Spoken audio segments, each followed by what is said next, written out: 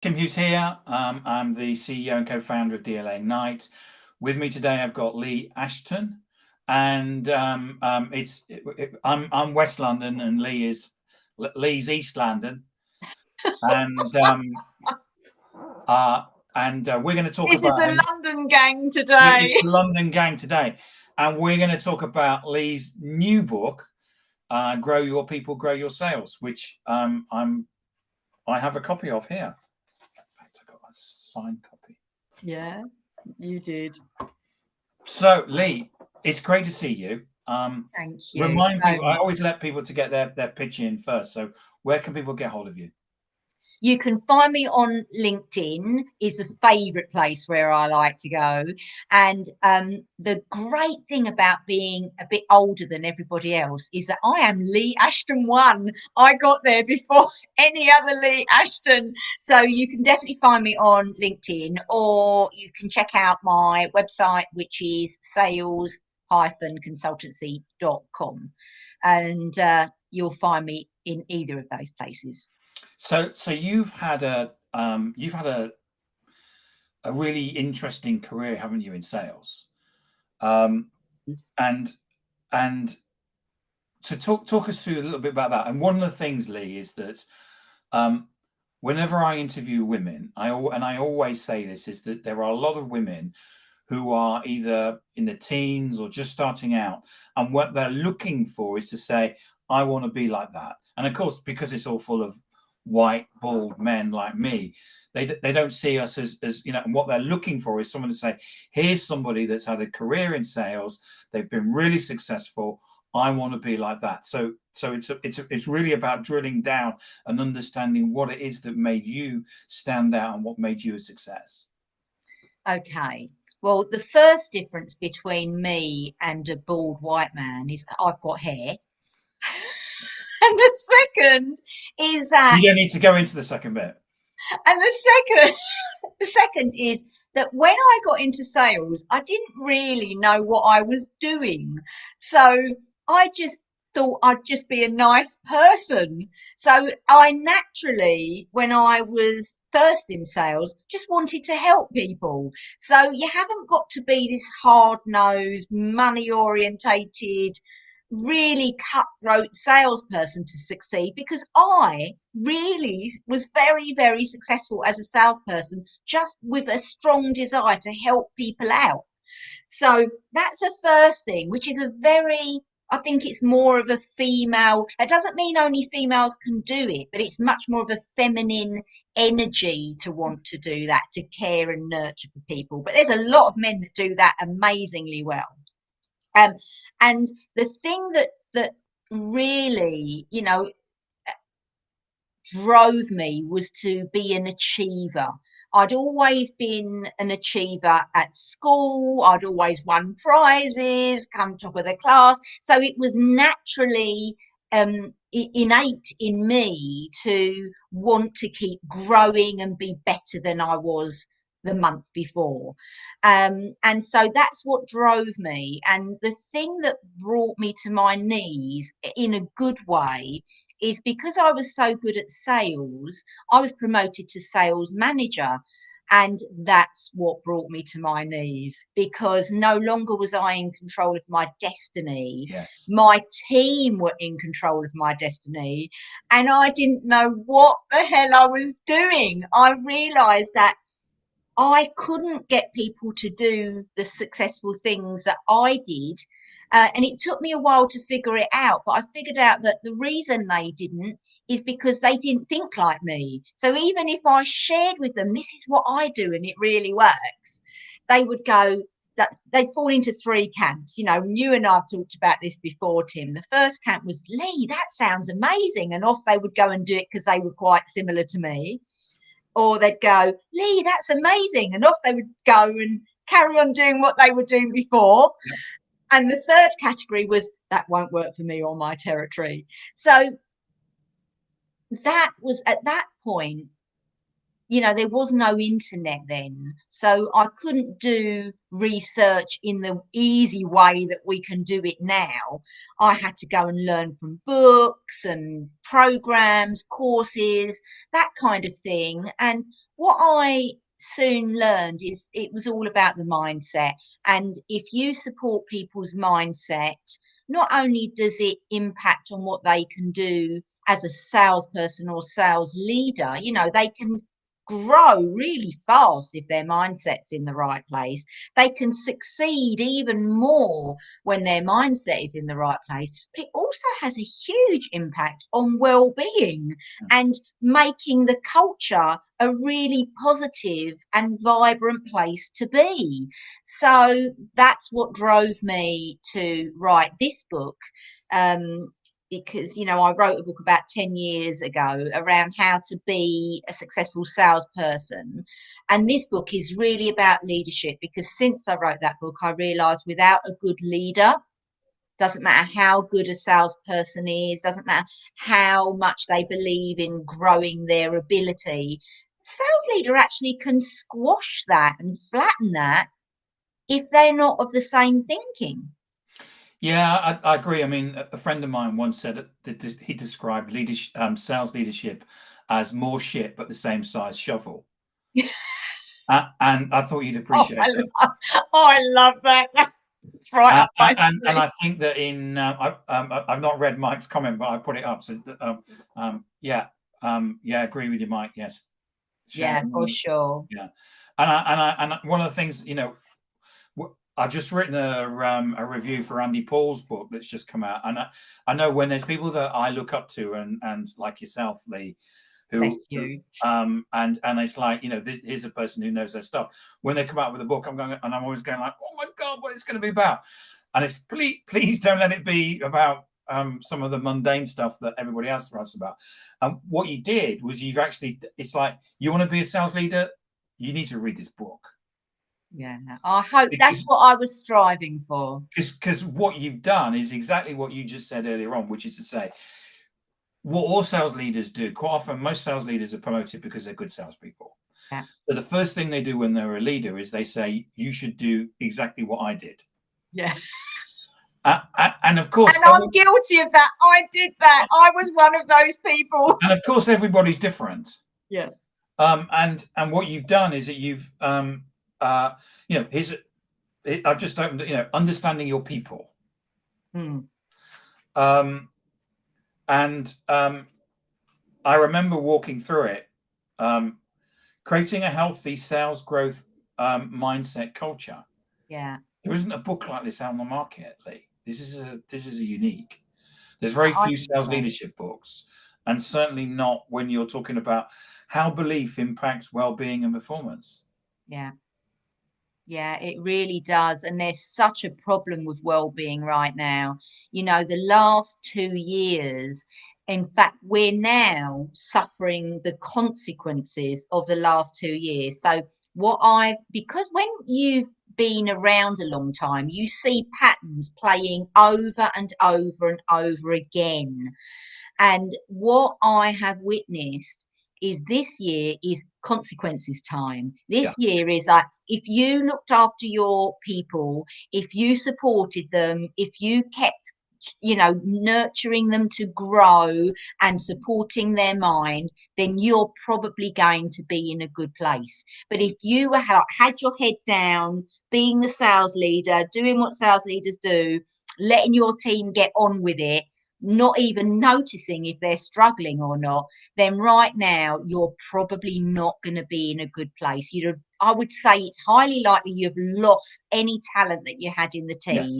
Yeah. And you've got more new people, which means that they're taking up more of your time and they're not as productive, and you are going to be not in the best place that you could be. And that is not anyone's fault, because no sales leaders, well, very few sales leaders get the development they need to create a culture. Because rightly, as you say, Tim, they've all been really great salespeople, normally growth mindset. They've done really well because of that growth mindset. they don't understand people that have got a fixed mindset. No. They can't lead them because I cannot tell you the thing that most successful sales leaders say to me.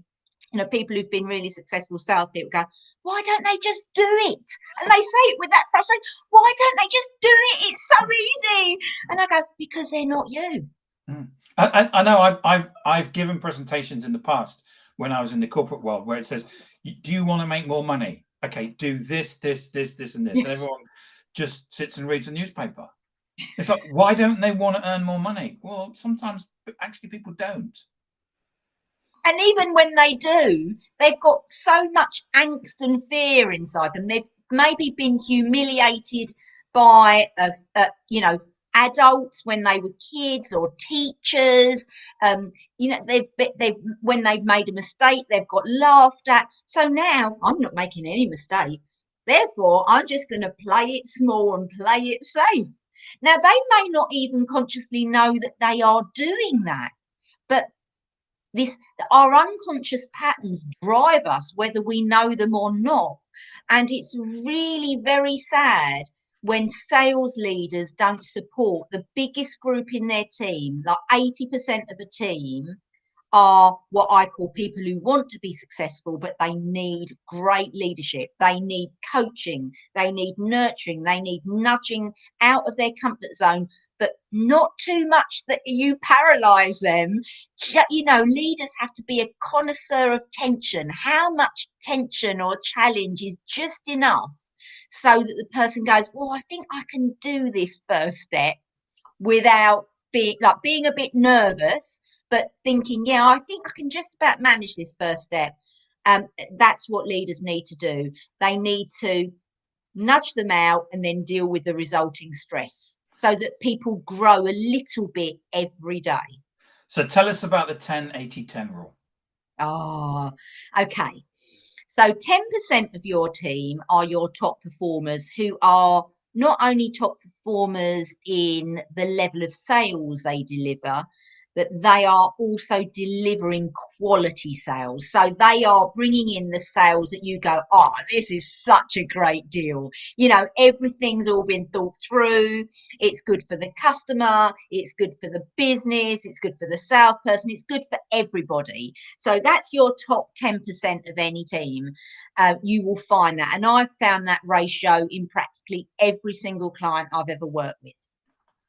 Someone who's bringing in lots of sales but not doing it in an ethical way is not one of your 10%ers. They are bringing in the money, but they are not a 10%er. Now, the 10%ers, doesn't matter if their sales leader is Mickey Mouse, because they don't need leading. They lead themselves. They are going to do it no matter what. When the environment changes, when the world changes, they bend to suit. They are naturally growth mindset, and they are going to do what it takes to bring home the bacon, which is a really odd thing to say when you're a vegan like me. Bring home the bread. So you've got that 10% at the top, and these are normally the people that are promoted to sales leadership, who then don't understand the people below the 10%.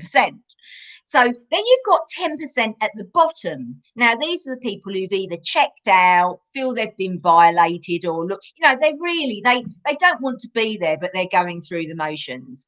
And these people are normally a great focus for sales leaders because they really want to turn these guys around, and you're wasting your time. I'm not saying don't support them if they ask for support. What I'm saying is these guys need to decide, are they staying and am I committing? And if they don't, then just let them leave and find something that lights them up. And the greatest gift you can give them is helping them find actually that job that lights them up. So there's your 10% at the top, you've got your 10% at the bottom, and then the 80% in the middle are where your big wins are. Every sales leader on the planet should be focused on the 80% element of their team, because these guys actually do want to do it. They want to be more successful. They can see the people above them and want to be like them. They can see the people behind them and they definitely don't want to be like them. But they haven't always got the inner confidence or self-esteem or methodology or the courage, all these growth mindset factors that make them able to do it. So do they take up a lot of your time? Yes, but all your big wins will come from them. And you'll find the ratios change. You know, some of your 80%ers will go into 10, sometimes the 10 drop down. It's a movable feast. But the thing to remember is you cannot have a team of top performers. It is impossible. It's an illusion. It's a dream. You will never get that because everybody's at different stages of their career. So what you're looking for, instead of 100% team, you want every member of your team at 100% of whatever stage they're at. So if they're new, are they 100% after their induction? You know, if they've been there a year, are they at 100% of where they should be after a year? That's what a sales leader does. It's like getting them to 100% of where they are so they're ready for the next step. So that's brilliant. And I mean, I love that because one of the things about when you move into management, no one tells you, unless you actually get trained, where it is you need to focus. And I think that, and often what happens is you say to people, so where of that, you're going to place your people from 0 to 100. Where do you focus your time? And most people go, well, I'm going to focus on the people that are not performing. Yeah. Actually, as you say, sometimes the best thing you can do for them is actually help them get into the job. Yeah. Yeah. Because I know a lot of people that have left and gone and got other jobs, and they've been amazing. Yeah, that's true. That's absolutely true. That's my experience too, Tim. And, you know, often when I'm in organisations, I might be doing one-to-ones with a team of salespeople. And my question is, do you really want to be here? Because I'm not feeling this. And they go, actually, no, I don't. And I go, then life's too short. Go and find something that lights you up. So how do you talk about creating a healthy sales growth mindset culture? So talk us through that. Okay, this is not a quick win. This is a long game. It's a game that you play, but every day it should get a bit better. And that's what you're looking for. You're looking for marginal gains over every day so that today you're better than yesterday. And the way in which you do that is you focus on a number of elements that allow your team to grow. So instead of telling, you start asking them what they think they should do. You start getting people to collaborate with each other. When people step outside their comfort zone and make a mistake, you go, oh, wow, this is a great opportunity to learn. What do we learn from what just happened? You're creating a culture where people strive to learn and they have that psychological safety to do that. They don't feel that if they stick their neck out, someone's going to chop their head off if they get it wrong. So creating a growth mindset culture is not doing one big thing. It's doing lots of little things consistently. So, you know, coaching for me is a big one. Also, being what I call a compassionate leader is a big one. Now, compassion is different to empathy, because empathy, you kind of have to have a similar experience to go, oh yeah, I know what that feels like. Being compassionate is, I'm compassionate for where you are, even if I've never experienced it. You know, and the enemy of compassion is pity or sympathy. Like, so if you're a leader and you go, oh, I'm really sorry that your marriage is just broken up, or I'm really sorry your dog died, and I'm so sorry, there. That's not the same as saying, oh man, that sucks. You know, oh, that's really bad. You know, what do you need? What do you need? What can I do? And what's your forecast? And what's your forecast? What, you know, but it can also be like, what do we need to do with your pipeline to support you? Yeah, absolutely. You know, go away and sort it. You know, yeah, because you're not going to sort your pipeline with the you know. No, you know, in all the years when I was a salesperson, there was only 1 month when I didn't get my target, and that was when my husband gave up smoking. That was the only month in my history that I didn't get my target. And my sales manager said to me, tell him to start smoking. I went, oh no, no, no, this is the best. I want him to stop smoking. It was a nightmare, but only one. That's not bad. It's not bad. It's not bad. So Leigh, it's been great to talk to you. The 20 minutes goes so quickly. I know, it really does. The grow your people, grow yourselves. It's I loved it. I really loved it as a book, and it was one of those. I'm a big reader, but this one I just you just sucked me in because of the fact that there isn't, I've read lots of books about asking questions and lots of books about cold calling and lots of books about all kinds of stuff in sales, but there isn't a book like this which is it's a book of its time, which is we need to look after people. A lot of sales leaders do not believe in servant leadership, but I'm sorry, but it's here and now, and we need to understand how we work with our people, and we need to understand to get the best out of them. And this is a really good read to help people with that. Thank you so much. That's so aligned to my thinking, Tim. The old way is broken and it doesn't serve us anymore. It doesn't. No. Yeah. It doesn't. And we have to, I hear a lot of people say to me, oh, we can't get the staff. And in many cases, you can't get the staff. But as I agree with you, that after the last 2 years, there's where people just beat people. Thanks, Mike. Thanks for, and thanks, Mike. And Graham, Bladen, your husband, But that talent aren't going to these companies. They don't want to be in companies that whip them to within an inch of their life. No, and the thing is that we can see what a company's culture is like by either the interview process or what they're like on social or whatever, and it's just they just won't go to the companies. That's right. That is absolutely spot on. Yes, Graham, you're spot on. When you get them, look after them. They are like your family. And I think sales leadership is very much like parenting. They are your family and you need to develop them so that they're ready for the next stage, like your kids. Yeah. So Leigh, remind people where they can get hold of you. You can get me on LinkedIn and you can get me at sales-consultancy.com. And you are the first ever Leigh Ashton. I'm the first ever Leigh Ashton on LinkedIn, Leigh Ashton 1, and on Facebook. I'm Leigh Ashton 1 on Facebook as well. Fantastic. Leigh, I'll catch up with you soon, I'm sure. Thank you so much for today. Thank you